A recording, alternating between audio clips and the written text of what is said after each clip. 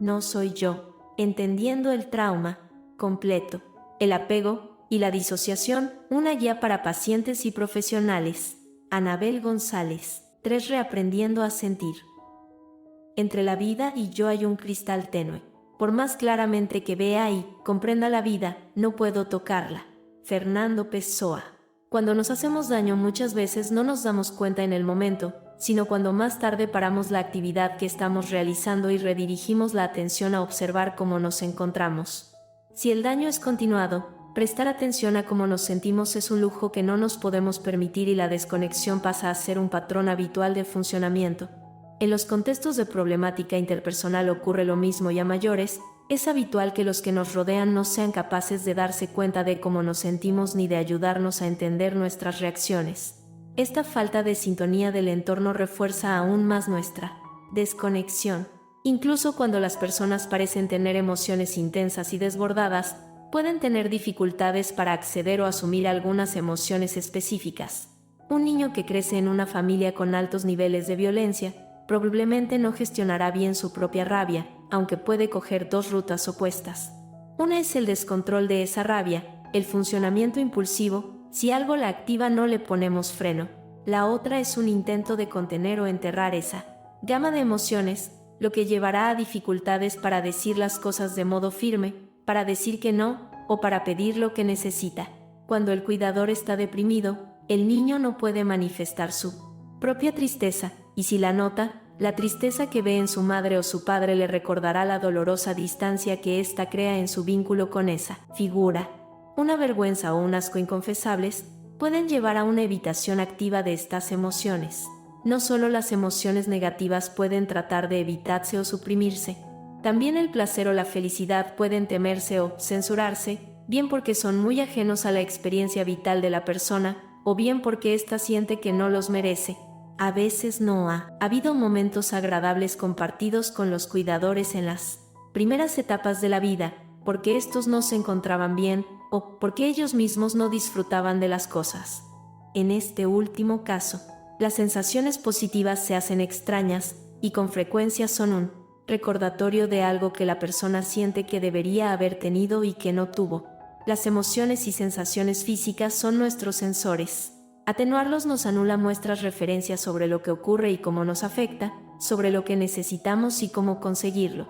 Vamos a ciegas, sin acceso a nuestra intuición y funcionando solo en base al Manual de Instrucciones del Razonamiento Lógico, un razonamiento que está además muy distorsionado por las mismas creencias generadas en los contextos traumáticos que dieron lugar a la desconexión. Una parte importante del proceso de recuperación es reconciliarnos con nuestras emociones y darnos cuenta de los recursos que tenemos para regularlas. Las emociones no son ni buenas ni malas, cada una de ellas tiene una función sana, y cuando todas trabajan en equipo es cuando mejor vamos a movernos en las distintas situaciones. A veces puede costarnos entender para qué sirven determinadas emociones, sobre todo las desagradables, pero ninguna de ellas existiría si no cumpliera una función esencial para los seres humanos. Veamos a continuación los distintos tipos de emociones y sentimientos, elementos algo más complejos que las emociones y sus principales funciones. ¿Para qué sirve el miedo? El miedo nos protege. Gracias al miedo nuestro organismo se activa para reaccionar ante el peligro. La respuesta de miedo es automática y nos pone a salvo. Nos hace escapar de una amenaza antes aún de que nos paremos a pensarlo. Cuando el miedo es proporcionado a la situación que tenemos delante, es un importante recurso. El miedo se convierte en un problema cuando se activa ante todo en todo momento. Esto ocurre a veces porque se nos queda literalmente el miedo metido en el cuerpo. Si estamos ante una situación que nos asusta, pero no hay posibilidad de salir de ella, tampoco podemos descargar esa reacción de miedo. Cuando nos llevamos un susto y pasa el peligro, a veces temblamos o lloramos. Nos da un bajón, el cuerpo suelta así el miedo y podemos pasar a otro estado emocional. En situaciones sin salida, esta descarga no puede realizarse y la reacción se queda bloqueada, reactivándose en situaciones parecidas. Puede convertirse también en un estado de alerta permanente, de hiperactivación, que nos hace estar siempre en tensión, sin poder relajarnos ni descansar. ¿Para qué sirve la rabia? La rabia es una emoción que tiene mala prensa, pero en realidad tiene mucho que ver con nuestro instinto de supervivencia. Junto con el miedo son además las dos reacciones de protección activa, las que se ponen en marcha a nivel instintivo en primer lugar. Si nuestro oponente nos supera en fuerza, esta reacción es bloqueada por el organismo automáticamente. Un perro puede pelear con un gato, pero saldrá corriendo ante un león. Esta rabia, una emoción orientada a salir para afuera, a luchar contra la amenaza, se queda metida dentro y se convierte en síntomas. En no pocos casos, esta rabia bloqueada es además rechazada. Cuando, por ejemplo, hemos vivido junto a una persona muy violenta o crítica, en la que veíamos constantemente una rabia desbocada y mal encausada, cuyas consecuencias sufríamos nosotros o personas a las que queríamos. Pensamos que es la rabia en sí y no lo que esas personas hicieron con la suya lo que es malo. Nos decimos, no quiero ser así, no quiero sentir esto. Esta rabia que no dejamos salir de un modo sano se nos vuelve en contra y se convierte en autorreproches o rechazo hacia nosotros mismos. Al no mostrarla nunca, somos además mucho más vulnerables, incapaces de decir que no y de pedir lo que necesitamos, lo que alimenta el ciclo del malestar. ¿Para qué sirve el cariño? El cariño es más un sentimiento complejo que una emoción básica. La tendencia a establecer una relación afectiva con los demás es innata al ser humano, pero cuando nuestros primeros vínculos han sido problemáticos, han estado teñidos de preocupación o se han caracterizado por la distancia o la ausencia, querer a alguien puede vivirse como peligroso o hacernos sentir inseguros. Podemos evitar vincularnos o sentirnos muy mal cuando un vínculo se hace demasiado estrecho. Podemos sentir siempre la conexión con los demás como algo angustioso y generador de sufrimiento, o convencernos de que no necesitamos sentir amor ni afecto por nadie. Como decíamos antes, sentir emociones en principio positivas puede ser a veces más difícil que notarlas negativas. Esto también depende de si tenemos experiencias en la infancia de haber compartido momentos positivos, de haber disfrutado, jugado, reído con alguno de nuestros cuidadores. Estos momentos son la base para que luego podamos disfrutar en general de las emociones relacionadas con el afecto y con la alegría. También nos puede pasar que si sentimos la carencia de estas emociones cuando éramos niños, como adultos experimentemos una necesidad desesperada de afecto, pidiendo a nuestras relaciones actuales no aquello que razonablemente nos pueden aportar, sino todo lo que nos faltó de pequeños. Esto da lugar a reacciones desproporcionadas y numerosos problemas en las relaciones. ¿Para qué sirve la tristeza? Los seres humanos somos por naturaleza animales sociales. Vivimos en grupos y nos conectamos en redes de relaciones. Los niños necesitan durante años a sus cuidadores, y por ello los vínculos tempranos son vitales para que crezcamos de modo sano. Esta vinculación está además potenciada por una sensación que experimentamos ante la pérdida de las figuras por las que sentimos afecto, la tristeza. Si no experimentásemos tristeza cuando perdemos a personas o situaciones, no tenderíamos a mantenernos apegados a la gente o a las cosas. Del mismo modo que si no experimentásemos hambre, no buscaríamos la comida. La tristeza, aunque dolorosa a veces, es importante para el funcionamiento y la supervivencia de individuos y comunidades. Sería, por decirlo de otro modo, como una especie de pegamento relacional. Esta emoción se autorregula, como todas, si dejamos que fluya y se integre con el resto de nuestras emociones. La tristeza funciona como un río que, sin que nadie lo dirija, sabe llegar al mar. Si los seres humanos intervenimos, levantando diques y canales, hacemos más probable que un caudal aumentado por las lluvias pueda acabar desbordándose y arrasando con todo a su paso. De nada sirve que se cierren las compuertas de los embalses para evitar el desbordamiento, con esto solo se complica aún más la situación, acumulándose tal cantidad de agua que cuando finalmente la presa revienta, el efecto será todavía más destructivo. Cuando sentimos tristeza y a la vez rabia por sentirla, no dejamos que fluya, la empujamos hacia adentro de nuevo, y aquello que no dejamos salir, se nos queda dentro. Puede que no lo notemos, pero enterrar emociones siempre nos pasa factura. ¿Para qué sirve la alegría? La alegría es energía, y tiene que ver con la ilusión, con las ganas de hacer cosas. Tener buenos momentos es alimento emocional, tan necesario como la comida. Pese a su carácter claramente positivo, no todo el mundo vive bien esta emoción. Muchas veces el pensamiento de detrás de algo bueno siempre viene algo muy malo, o la idea de no tengo derecho a ser feliz aparece como un fantasma que enturbia los buenos momentos y hace que generen malestar. Algunas personas sienten que solo pueden dedicar su tiempo a hacer tareas útiles o a ocuparse de otras personas.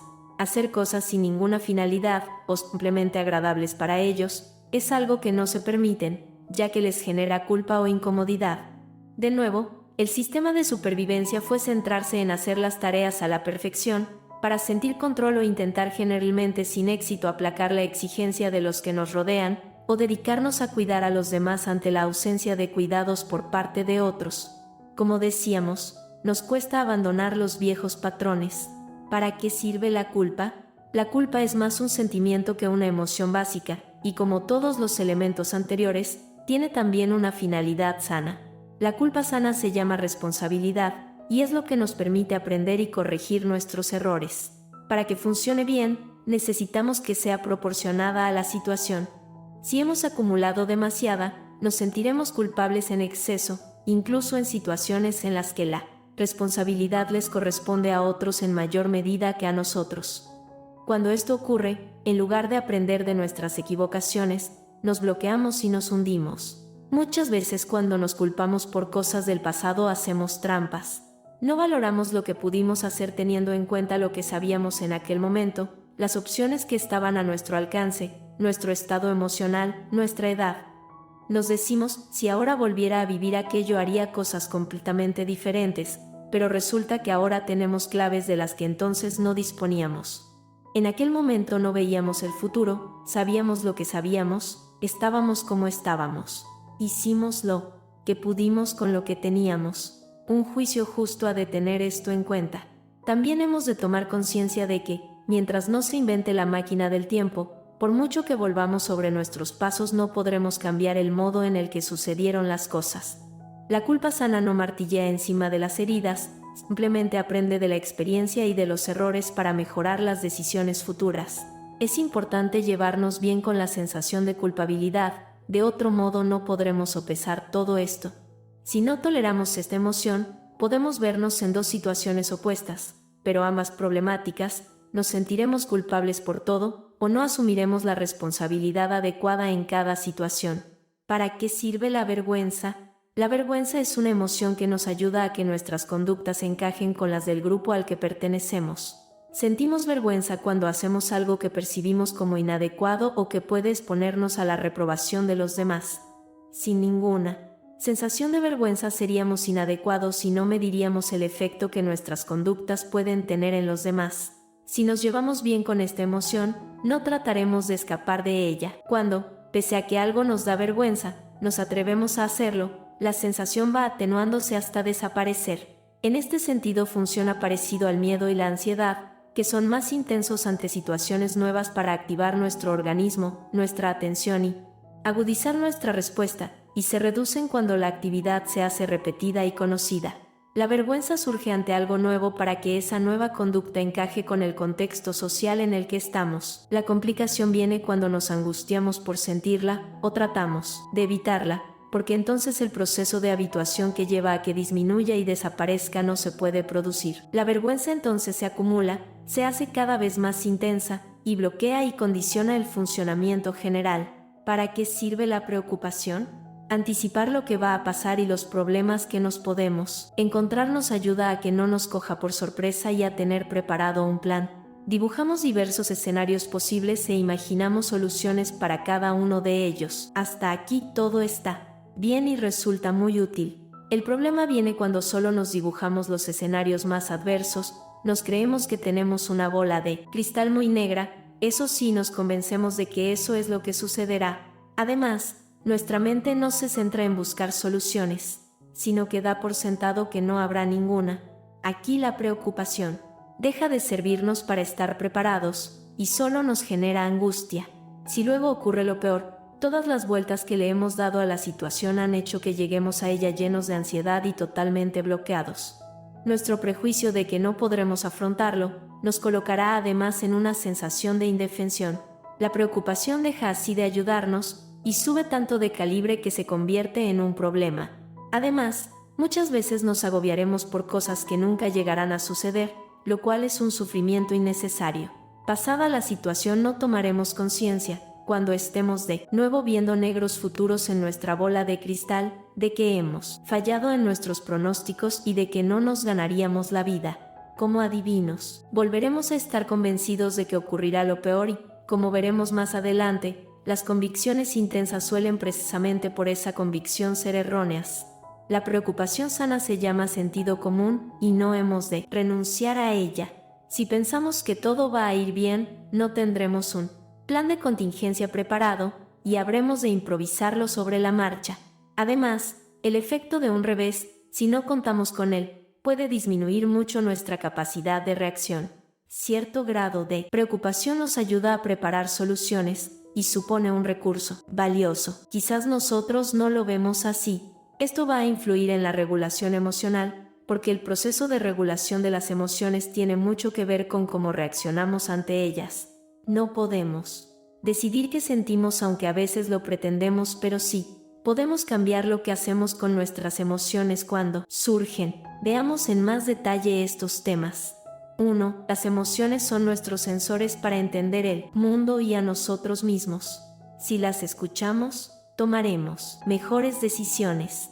Para ello hemos de aprender a conectar con nuestras emociones y sensaciones, pararnos en ellas y dejarlas estar. Ahí, hemos de recuperar la capacidad de escucharnos a nosotros mismos. Un ejercicio para poder hacer esto es poner un cronómetro que nos marque 1 minuto de tiempo, y durante ese periodo, simplemente observar nuestro estado emocional y nuestras sensaciones. Generalmente, aunque vivamos en una montaña rusa emocional, no nos paramos con detenimiento a observaros. Al principio los 60 segundos de los que consta 1 minuto nos pueden parecer eternos. Puede ocurrir que no notemos nada, y en ese caso, nos ayudará a fijarnos en el cuerpo y ver cómo es de rápida y profunda nuestra respiración, qué zona está más tensa y cuál más relajada, donde notamos más calor y donde más frío, nuestra postura corporal, etc. En un principio es mejor hacer esto en momentos de relativa calma, donde nuestras sensaciones nos resultarán más manejables. Con el tiempo, podremos hacerlo también cuando el malestar sea más intenso. 2. Las emociones nos hablan de una necesidad y de la acción necesaria para obtenerla. Las emociones no son simplemente un proceso pasivo de percibir lo que significan para nosotros las cosas, sino que implican una acción. La rabia nos impulsa a pelear, la tristeza a buscar consuelo, la culpa a mejorar nuestro funcionamiento. Si nos quedamos bloqueados en la emoción, pero no nos ayudamos a movernos en busca de lo que necesitamos, es posible que la emoción se nos quede dentro, diciéndonos a gritos que hay necesidades insatisfechas, mientras nosotros tratamos de anestesiarlas, evitarlas o enterrarlas. Es importante que al menos nos demos cuenta de lo que nuestras emociones nos piden y de qué es lo que nos ayudaría a proporcionárnoslo.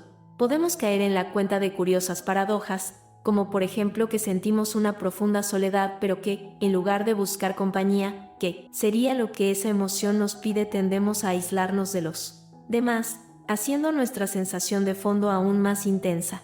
3. Las emociones fluyen. Podemos contenerlas temporalmente, pero no de modo permanente. El control emocional es, literalmente, pan para hoy y hambre para mañana. Muchas personas, sintiéndose incapaces de manejar sus emociones, gastan gran cantidad de energía en mantenerlas bajo control. Este sistema, tarde o temprano, claudicará, por ejemplo cuando ocurre algo que desborda nuestra capacidad de contención. Se juntan varias circunstancias o se van acumulando una tras otra a lo largo de los años. El control como mecanismo psicológico tiene el problema de que cuando ocurren cosas que se salen de nuestro control, y en la vida siempre se producen este tipo de situaciones, si este es nuestro único sistema, nos quedamos sin ningún recurso. Recuperar un funcionamiento emocional en el que dejamos que fluyan nuestras emociones y nosotros las modulamos y regulamos puede llevarnos tiempo, pero es muy importante. 4. Las emociones se mezclan. Cuando sentimos rechazo o tratamos de controlar, podemos bloquear este proceso. A veces, podemos notar una emoción de modo muy claro y cambiar luego a otra emoción, por ejemplo pasar de que alguien nos dé pena a odiarlo, de la tristeza a la rabia. Si las dejamos sueltas, las emociones funcionan como los colores para un pintor. Cuando se ponen en el lienzo, se van combinando hasta dibujar un paisaje. Este paisaje representará nuestro estado interno ante una situación, nos dirá lo que significa para nosotros. Podemos manejar el pincel, pero no decidir qué colores habrá en el cuadro, porque eso dependerá de los colores reales de la situación y de la paleta de la que disponemos. Cuando las emociones se mezclan, funcionamos mejor. Por ejemplo, podremos enfadarnos con alguien a quien queremos. Y mientras explicamos a esta persona lo que nos molesta, no nos olvidamos de que hablamos con alguien a quien apreciamos, de modo que escogemos bien las palabras para no herirle. O podremos sentir tristeza y a la vez apoyarnos en alguien cercano. No hay mejor cura para la tristeza que un abrazo. El afecto puede ayudar a diluir el dolor. Muchas personas que han sufrido traumas interpersonales tienen enormes dificultades para cualquiera de estas cosas. Nunca se enfadan con la gente a la que quieren y acaban permitiendo situaciones negativas demasiado tiempo, lo que complica mucho las relaciones. Con frecuencia también les cuesta compartir la tristeza, pedir ayuda y recibir consuelo. Dando por sentado que todas las relaciones serán como las que sufrieron previamente, se privan de recursos importantes para regular sus emociones. 5. Lo importante no es lo que siento, sino lo que me digo sobre ello y lo que hago con ello. Lo que nos decimos por dentro actúa modulando el volumen y ajustando la respuesta emocional, como si manejáramos los mandos de una radio. Podemos funcionar como una caja de resonancia que multiplique por 1000 nuestras emociones o amortiguarlas haciéndolas más manejables. Por ejemplo, una palabra que suele hacer que nuestras emociones aumenten es decirnos, no soporto sentir esto. Probemos con cualquier sensación que estemos notando, y mientras la observamos, repitámonos sin parar, no lo soporto. Veremos cómo la sensación se incrementa y se vuelve intolerable. Es como si tratamos de subir 50 peldaños de una escalera diciéndonos todo el tiempo, qué cansancio, no lo soporto, qué alta está, nunca llegaré arriba. La escalera se convertirá en una tortura. Si en cambio, dirijo mi mente a lo que habrá arriba y aparto mi atención de la dificultad de la subida, será cansado pero mucho más llevadero. Tomar conciencia sobre nuestro diálogo interior e introducir cambios en él es una herramienta de regulación emocional muy potente. 6. He de darme permiso para sentir. A veces censuro mis respuestas emocionales por distintos motivos. Si he crecido con una persona con muy mal genio, puedo tratar de ser diferente y no permitirme nunca sentir o expresar rabia. Esto lleva a dos situaciones problemáticas. Puedo acumular el enfado y de vez en cuando explotar con una rabia que, al no haber aprendido a manejarla, sale descontrolada, con lo que es más probable que tienda a reproducir el modelo que más rechazo. Otra posibilidad es que me trague esa rabia y que se vuelva contra mí, y acabe diciéndome a mí mismo cosas muy similares a lo que aquella persona me decía. Como todas las emociones tienen sentido y aparecen cuando toca, la única alternativa real es permitirme experimentarlas, y aprender a hacerlas mías, a sentirlas y expresarlas a mi modo, y no según modelos viejos que no me gustan. Esto no ocurre solo con la rabia, por supuesto. Puedo no darme permiso para estar triste porque, habiendo salido adelante tras una dura pelea, creo que si me pongo triste seré débil y perderé esa fuerza interna que me mantuvo en pie. También puedo pensar que ser débil es peligroso, porque si cuando era más pequeño y vulnerable me hicieron daño, mi mente iguala a ser débil a que vuelvan a herirme. Muchas personas que han sufrido en una relación no se permiten sentir afecto de nuevo para no volver a sufrir, o no se ilusionan para no decepcionarse. Si intento decidir por real decreto que puedo y que no puedo sentir, no va a funcionar. Nuestro sistema nervioso está diseñado de un modo determinado y no podemos imponerle un funcionamiento distinto, hemos de jugar con sus reglas. De otro modo, nuestro organismo se rebelará frente a nuestra dictadura emocional. 7. Las emociones no compiten ni se pelean. Cuando esto ocurre, el sistema de procesamiento emocional se bloquea. Decíamos antes que las emociones se mezclan, pero esto no implica que entren en contradicción. Puedo sentir cosas contradictorias, porque el mundo es contradictorio, y esa mezcla emocional me ayuda a darme cuenta de los matices de la situación. El problema viene cuando, por ejemplo, me enfado por estar triste. La rabia bloqueará la tristeza, que no podrá fluir y no podrá marcharse. Da igual cuánto pueda llorar, no será un llanto liberador, no sentiré alivio sino sufrimiento.